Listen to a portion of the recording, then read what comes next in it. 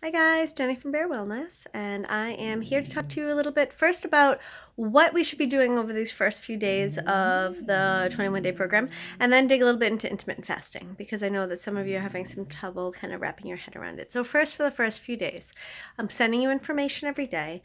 I'm trying to not overload you with information because there's so much. So I want you to just kind of learn, read, wrap your head around this idea, especially if you've never fasted before. This is all different idea.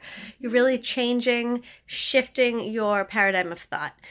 I don't want stress, right? Like, this is not for 21 days you have to eat this way exactly and you're breaking the rules if you don't. This is not that. This is 21 days of learning, 21 days of education, 21 days of shifting and changing how you think. It's not about forcing yourself from the exterior, it's about changing yourself from the interior. Okay? So don't worry, don't stress. You cannot break a rule, you cannot do this wrong. The only thing that you would be doing wrong is if you don't ask questions, right? I want you to ask all of the questions, because if you have a question, somebody else has it too, and they haven't stepped up and written it on the thing. I do encourage you to do it on that Bear holiday page or the VIP page. I'll just switch it over and answer on the other one. And feel free to post on either one. It's just that the group that is together for the 21 days is that holiday page is closed just for us, so we can really kind of dig in together and feel safe and secure that it's just the people in our group.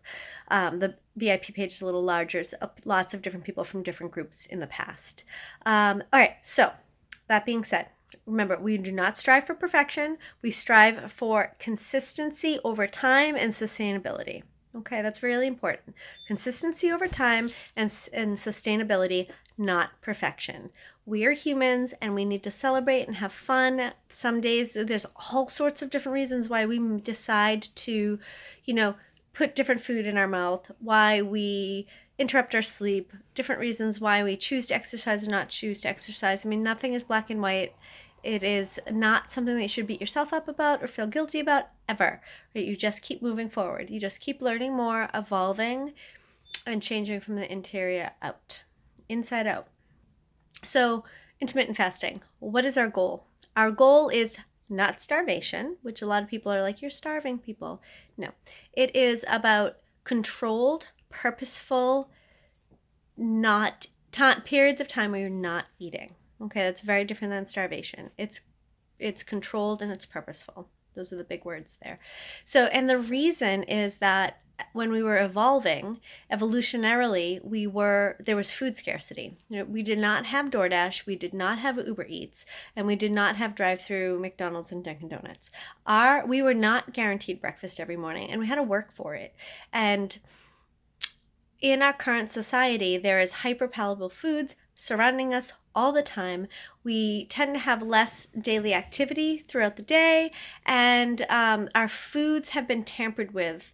If you're eating anything that's processed, the high fructose corn syrup, the vegetable oils, these things are not things that exist. Sorry, that's Rosie. She's protecting the castle. These are not things that existed in our normal diet as we were evolving. So this is how I want you to eat as simple as possible over the next couple of weeks. Right, so meat, grass-fed most of the time, okay? Poultry, pastured most of the time. Fish, wild. And butter, grass-fed. Eat animal protein, about the size of your hand at each meal. Don't feel bad about maybe if you're not fasting a lot. I actually encourage 1 or 2 days to be a vegetarian meal, because we do want to kind of have higher protein days and lower protein days. And we'll kind of we'll have a day where we speak a little bit more about protein, because it's more complex. But I want you to think just some sort of animal protein. Fill the rest of your plate with vegetables. And then make sure that there's good healthy fats. Is there an avocado? Is there some olive oil, some olives? Is it a fatty fish that you're eating? Just make sure that there is some fat, because the fat is going to make you feel satiated. And then if you've never fasted before, try to maybe stick with 3 meals a day. If that's something you've already done, maybe start to just condense your feeding window a little bit. So if you used to eat at 8 a.m., maybe you eat at 9 or 10, and then play with it. Some people immediately feel awesome. They go right to 16-8, and, they don't eat till noon or 1. And then other people really need to take it nice and slow. And I want you to listen to yourself. If you make a goal in your head to not say eat till 1 o'clock, but you are feeling symptomatic, you're dizzy and you're starving and you're cranky, then eat. And the next day we try again. Another thing that's going to be your best friend is Redmond's sea salt or Redmond's real salt. I'll put a picture of it on the link on our Facebook page.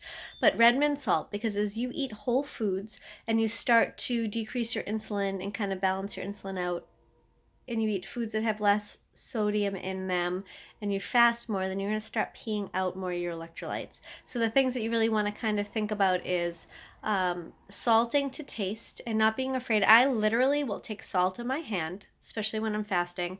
This is probably going to sound gross and you guys might think I'm gross, but that's okay. I take the salt and I call it salt dosing, and I lick it off my hand and I chug my water. I do it that way because I can really tell.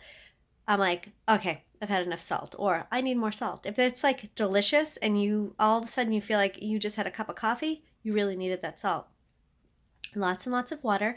You want to take if you think about your body weight as ounces, right? So I'm 120 pounds. If I want, I should know that on the top of my head. Let's see. So I would want half my body weight, right? And then I would also want, so I would 60 ounces of water, and then I would also want to do 1.5 for every ounce of anything that's going to make me pee more or any diuretic. So if I drank 16 ounces of an iced coffee, then I would want to have more water. Okay.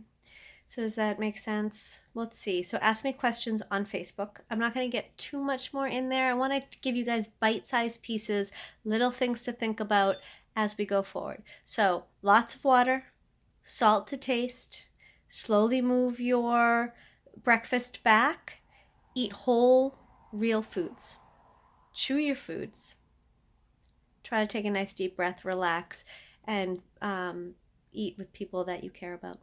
All right. Talk to you guys soon.